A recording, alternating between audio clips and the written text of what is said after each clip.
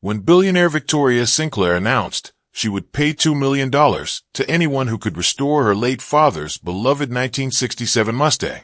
The world's greatest restoration experts rushed to claim the reward. Luxury garages flew in from across America. Award-winning mechanics promised perfection, but every single one failed. Then, one ordinary morning, a poor mechanic arrived in an old pickup truck. He didn't bring a fancy presentation. He didn't ask about the money. Instead, he looked at the damaged Mustang, gently placed his hand on the hood, and quietly said, "I can bring your father's car back to life, but first, I need one favor." Confused, Victoria asked, "What do you want?" His answer left everyone speechless. "Keep your $2 million. Why would a struggling mechanic refuse a fortune that could change his life forever? What secret did he share with her late father? And how would one forgotten letter hidden The morning sun inside the cast a Mustang golden reveal glow a over the legacy rolling worth hills of far Beverly more than Hills millions? as black luxury SUVs lined the circular driveway of the Sinclair estate. Hundreds of guests dressed in designer suits and elegant black dresses gathered in silence beneath towering oak trees. CEOs, celebrities, politicians, and business leaders had all come to say goodbye to one man, Richard Sinclair. The self-made billionaire had built Sinclair Automotive Technologies from a tiny two-car garage into one of America's most respected automotive engineering companies. Yet among those who knew him best, he wasn't remembered for his fortune. He was remembered for a faded dark blue 1967 Ford Mustang, Shelby GT 500. To outsiders, it was just another classic muscle car. To Richard, it was the first thing he had ever truly owned.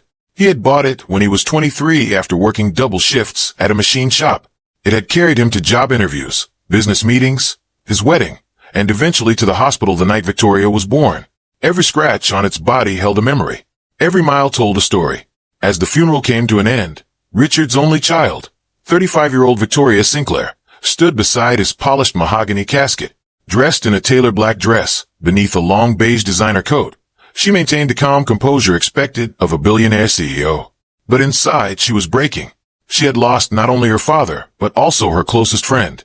After the guests departed, Victoria remained alone beneath the enormous oak tree, where her father used to drink coffee every morning. A familiar voice interrupted the silence. "Miss Sinclair." She turned. Daniel Foster, the family's trusted attorney for nearly 30 years, approached carrying a worn leather briefcase. "Your father left instructions for today."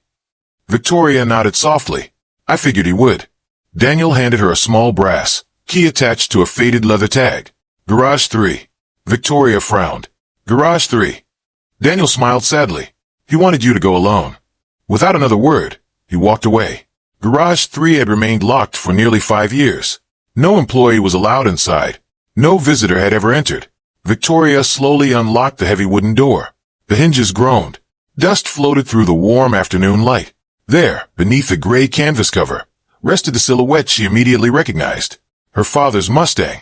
Her hands trembled as she carefully pulled away the cover. The once beautiful dark blue paint had faded. The windshield was cracked. Dust covered every inch of chrome. The front bumper still carried the scars from the accident that had occurred 6 years earlier. Victoria gently ran her fingers across the hood. "I missed you too," she whispered.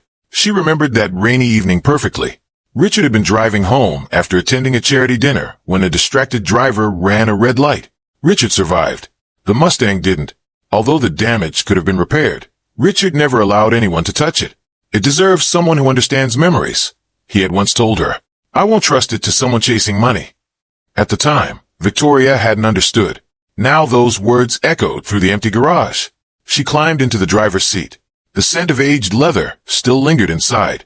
In the glove compartment, she discovered a small envelope. It contained only one handwritten sentence. "When the time is right, you'll know who should restore her." No signature. No explanation. Only her father's handwriting. Victoria looked around the silent garage. "What does that even mean, Dad?" The following Monday, every major news network carried the same headline. Sinclair heiress offers $2 million to restore her father's classic Mustang. The announcement stunned the automotive world. Professional restoration companies flew in from California, Texas, Michigan, and even Europe. Award-winning craftsmen inspected the vehicle. Television crews followed every visit. Luxury restoration shops promised perfection. "We've restored cars worth $50 million. No one is better than us." This will be our masterpiece. Victoria listened politely, but every estimate sounded identical. Every presentation focused on awards. Every salesman talked about publicity. None of them asked about Richard. None asked what the Mustang had meant to him. Weeks turned into months. One company wanted to replace nearly every original part. Another suggested modern upgrades. A third recommended repainting it in a different shade of blue because it would increase collector value. Victoria immediately rejected every proposal. It isn't an investment, she said. It's my father. Nearly 600 miles away, in a quiet Ohio town, Ethan Brooks wiped grease from his hands as an old pickup truck rolled out of his modest repair shop. Brooks Auto Repair had seen better days. The faded sign above the garage leaned slightly to one side. The waiting room contained mismatched chairs. The coffee machine hadn't worked in months. Still, customers kept coming. Not because the shop looked impressive, because Ethan never lied. 41 years old, widowed, and raising his 10-year-old daughter Lily alone, Ethan believed every repair carried someone's memories. Cars weren't machines. They were chapters of people's lives. Dad. Lily burst into the garage, carrying 2 sandwiches wrapped in paper towels. Lunch break. Ethan smiled. My favorite employee. I expect a raise. You already get unlimited grilled cheese. She laughed. Fair enough. Their peaceful afternoon was interrupted by the television mounted in the corner of the garage. A news anchor stood beside a photograph of Victoria Sinclair. The Sinclair family continues offering $2 million to whoever can perfectly restore Richard Sinclair's treasured Mustang. The camera shifted to images of the damaged Shelby. Ethan froze. His eyes widened. He slowly stepped closer to the television. No way. Lily looked up. What? Ethan stared silently at the screen. The Mustang. The faded paint. The tiny dent near the driver's door. Even after all these years, he recognized it instantly. Very quietly, almost to himself, he whispered, so she finally found it. 3 days later, a dusty blue pickup truck pulled through the enormous gates of the Sinclair estate. Security guards exchanged puzzled looks. Luxury Ferraris and Bentleys usually arrived here, not 20-year-old pickup trucks. Ethan climbed out wearing his clean mechanic uniform. He carried no presentation, no expensive brochures, no assistants, only a small leather toolbox. Inside the mansion, Victoria reviewed financial reports when her assistant entered. Miss Sinclair. Yes, there's a mechanic here. Another one? He didn't make an appointment. Victoria sighed. Tell him we're no longer accepting applications. The assistant hesitated. He said, What? He said Richard Sinclair once trusted him. Victoria slowly looked up. What is his name? Ethan Brooks. Something about the calm confidence in those words made her pause. Show him to Garage 3. The massive wooden doors opened once again. Ethan walked inside without saying a word. For nearly a minute, he simply stood in front of the Mustang, that he didn't touch it. He didn't circle it. He simply looked at it with quiet respect. Finally, he stepped closer and gently rested his rough, work-worn hand on the hood. His expression softened. It's been a long time, old friend. Victoria watched him carefully. Unlike every other expert, he wasn't studying the damage. He looked as though he was greeting someone he had genuinely missed. He slowly opened the driver's door and sat inside. His eyes wandered across the dashboard before settling on a tiny scratch near the steering wheel. A faint smile crossed his face. They never fixed this. Victoria frowned. What? Ethan pointed toward the scratch. Your father refused to repair it. You knew my father? I did. For how long? Ethan looked at her. Long enough to understand why no one else could restore this car. Silence filled the garage. Finally, Victoria asked the question everyone else had asked first. If you restore it, how much do you want? Ethan stood, closed the door gently, and faced her. I don't want your $2 million. Victoria blinked in disbelief. What? I'll restore your father's Mustang. Then what do you want? Ethan's expression grew serious. Just one favor. Victoria folded her arms. What kind of favor? He met her eyes without hesitation. Before you judge me, promise you'll listen to the whole story. Victoria stared at the humble mechanic, sensing there was far more behind his request than anyone had imagined. For the first time since her father's death, she felt that perhaps, just perhaps, she had found the person Richard had been waiting for all along. Victoria Sinclair stood silently in Garage 3, her eyes fixed on Ethan Brooks. The late afternoon sunlight streamed through the high windows, illuminating tiny specks of dust that floated around the old Mustang. The garage was quiet enough to hear the ticking of the antique wall clock Richard Sinclair had installed decades earlier. Finally, Victoria spoke. "You've got exactly one chance to explain." Ethan nodded. "I wouldn't ask for one if it didn't matter." He gently rested his hand on the Mustang's hood before beginning. 20 years earlier, Ethan was only 21 years old, fresh out of trade school. He worked at a tiny roadside repair garage along Route 66 in Oklahoma. The shop barely survived from month to month. One scorching July afternoon, a dark blue 1967 Mustang rolled into the parking lot with steam pouring from beneath its hood. Behind the wheel sat a middle-aged man wearing faded blue jeans, work boots, and a baseball cap. He didn't look rich. He looked tired. The man smiled. "Think you can save her?" Ethan lifted the hood. The radiator hose burst. The stranger laughed. "Is that bad?" "It depends." "On what?" "Whether you're patient." The man grinned. "I've got nowhere to be." For nearly 3 hours Ethan worked beneath the blazing sun. He replaced the hose, flushed the cooling system, adjusted the carburetor, cleaned years of grime from the engine. When he finished, the Mustang purred like it had just left the factory. The stranger reached for his wallet. "How much?" Ethan glanced at the worn leather seats inside the car. "You remind me of my dad." The man looked surprised. "He passed away when I was 16. "I'm sorry." "So today," Ethan smiled, "you only owe me for the parts." The man frowned. "You spent 3 hours on this." "I know. You deserve more. My dad taught me something." "What's that?" "If someone genuinely needs help, don't turn kindness into a business deal." The stranger stared at Ethan for several seconds before shaking his hand. "What's your name?" "Ethan Brooks." "I'm Richard." "No last name. Just Richard." The Mustang disappeared down the highway. Ethan never expected to see it again. Back to the present. Victoria could hardly believe what she was hearing. "My father never told me this." "I'm not surprised. He rarely talked about himself." Ethan smiled. He wasn't the kind of man who bragged. Victoria crossed her arms. "So how did you find out he was Richard Sinclair?" "I didn't." "What?" "I learned 5 years later." Ethan reached into his wallet and removed a faded newspaper clipping. It showed Richard Sinclair standing beside a brand new automotive research center. Next to the photo was the same Mustang. I recognized the car immediately. Victoria carefully examined the clipping. "I kept it because seeing that article reminded me that not everyone with money forgets where they came from." Tears quietly gathered in Victoria's eyes. "That's exactly who my father was." The following morning Ethan officially began the restoration. Unlike every luxury restoration company before him, he refused to rush. He photographed every inch of the Mustang, every bolt, every scratch, every worn leather seam, every faded emblem. Victoria watched from a distance. "You spent an hour on one door." Ethan smiled. "I'm not repairing a car. I'm preserving a memory." Over the next several days, the mansion staff became fascinated. Instead of replacing original parts with expensive reproductions, Ethan carefully cleaned and restored each component by hand. One mechanic from a competing restoration company happened to stop by. He laughed. "You're wasting your time." Ethan looked up. "This door handle is 58 years old. So it survived longer than either of us." The man rolled his eyes. "Rich people pay for perfection."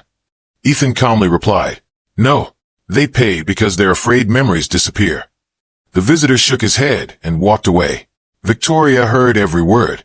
For the first time, she understood why every other restoration proposal had felt wrong. They wanted to build a perfect Mustang. Ethan wanted to save her father's Mustang. One afternoon, Grace Miller entered the garage carrying fresh coffee. She smiled warmly. "Richard would have liked you." Ethan chuckled. "I liked him too." Grace looked around before lowering her voice. "You know, he came here every Sunday." Victoria looked surprised. "What?" Grace nodded. "For years after the accident.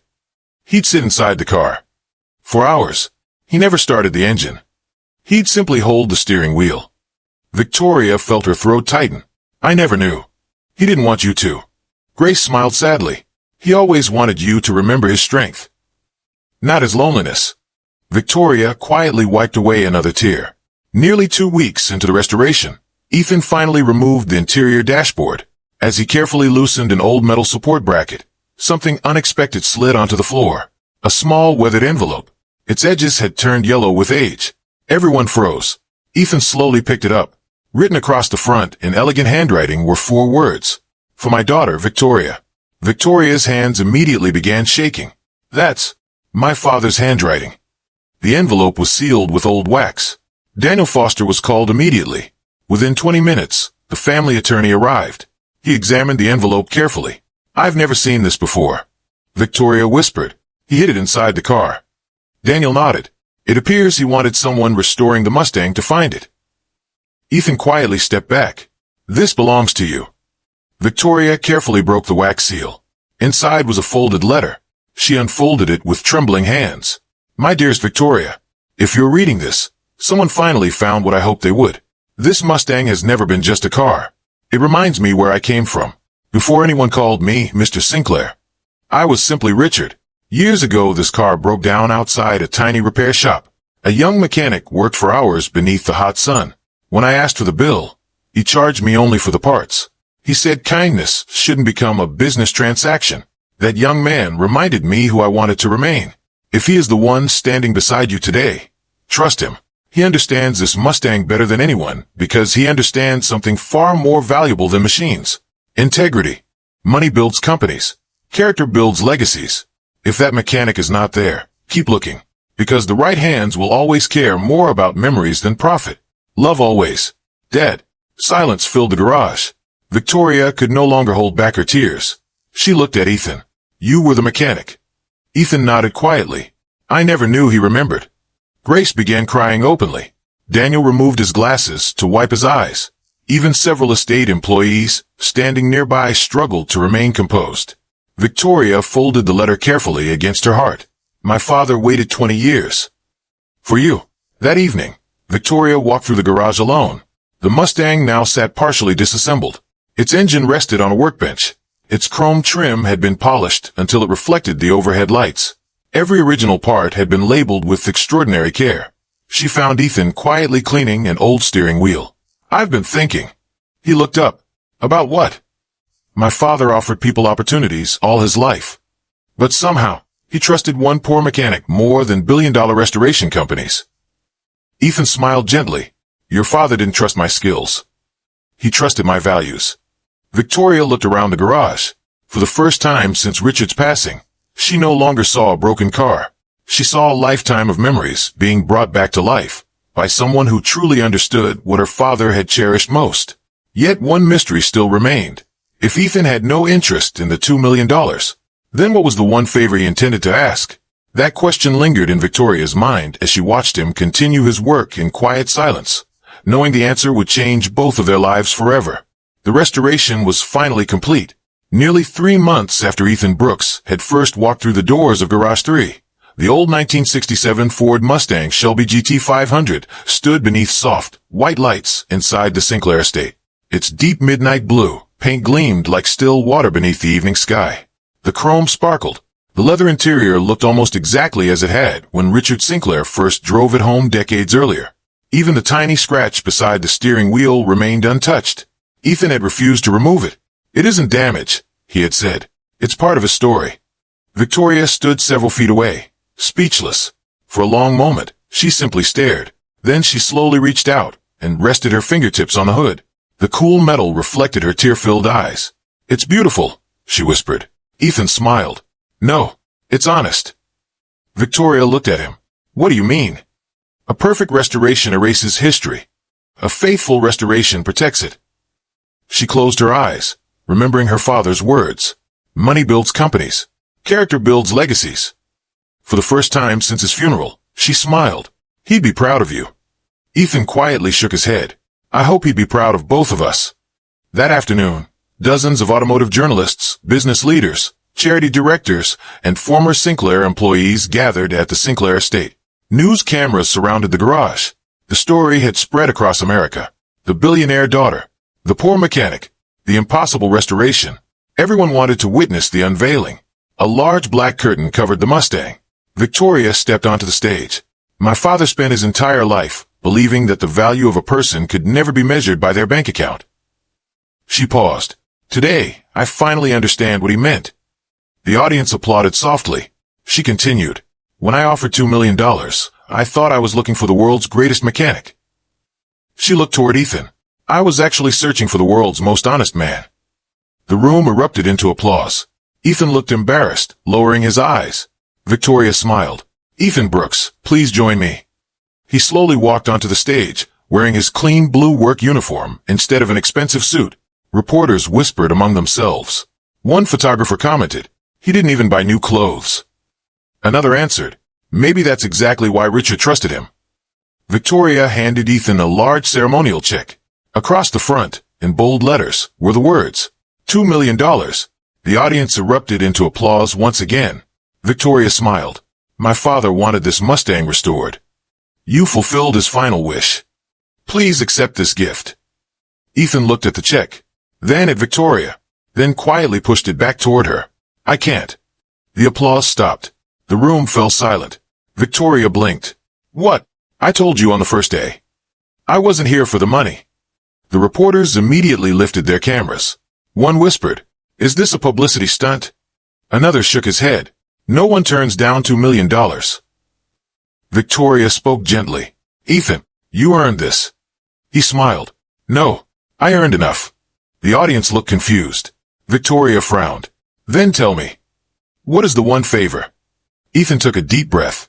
He looked around the room before answering. "When I was 18, I wanted to attend one of the best automotive restoration schools in America. I was accepted, but I couldn't afford tuition. My father had already passed away. My mother worked 2 jobs. So I gave up." He looked at his rough hands. "I learned everything by reading old manuals, borrowing broken engines, and making mistakes." He smiled softly. "There are thousands of young people exactly like I was. They're talented. They're hardworking. But opportunity never knocks on their door." He turned toward Victoria. "My favor is simple. Use that money. Create scholarships. Build workshops. Give kids who love cars a chance to become craftsmen. Don't spend $2 million rewarding me. Spend it creating hundreds of future mechanics." Silence filled the room. Several reporters quietly lowered their cameras.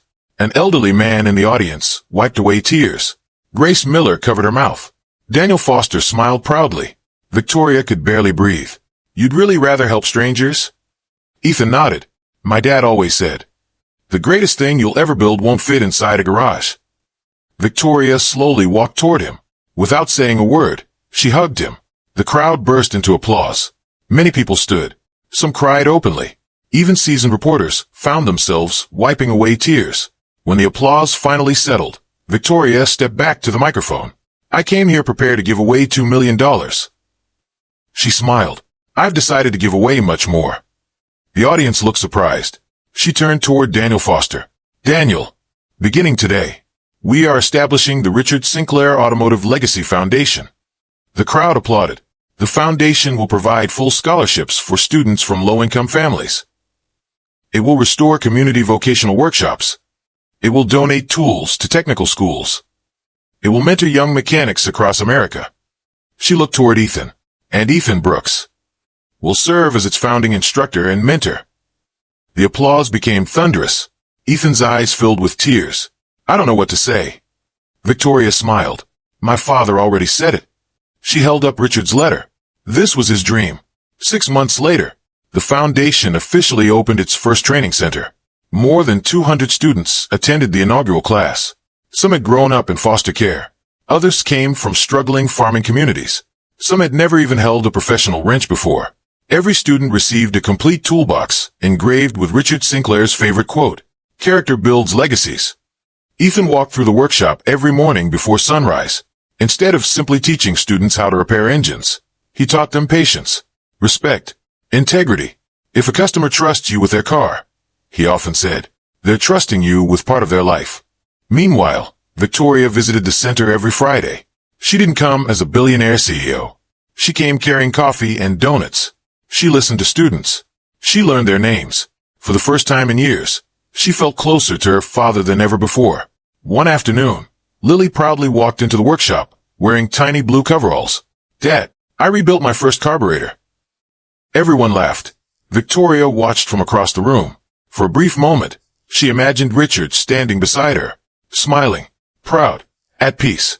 1 year later, the restored Mustang became the centerpiece of the foundation's annual charity gala. It wasn't displayed behind velvet ropes. Children were invited to sit inside it, to hold the steering wheel, to dream. A bronze plaque stood beside the car. It read, Richard Sinclair's beloved Mustang, restored not by the richest hands, but by the most honest ones. Below it was another inscription, dedicated to every hard-working dreamer who believes integrity is worth more than wealth. Victoria quietly looked at Ethan. You know, my father left me billions. She smiled. But you helped me discover the greatest inheritance he ever gave me. Ethan looked at the Mustang. What was that? Victoria answered without hesitation. A purpose. The two stood in silence as dozens of young students gathered around the Mustang, their laughter echoing through the hall. Richard Sinclair's beloved car had finally returned to life, not simply as a masterpiece of restoration, but as a symbol of hope, humility, and opportunity. The engine that once carried one man's dreams now inspired generations to chase their own. And in the end, the greatest legacy Richard Sinclair left behind was never measured in dollars, companies, or luxury. It was measured in the lives transformed, because one poor mechanic valued character over money, and one grieving daughter chose to honor her father's heart instead of his fortune.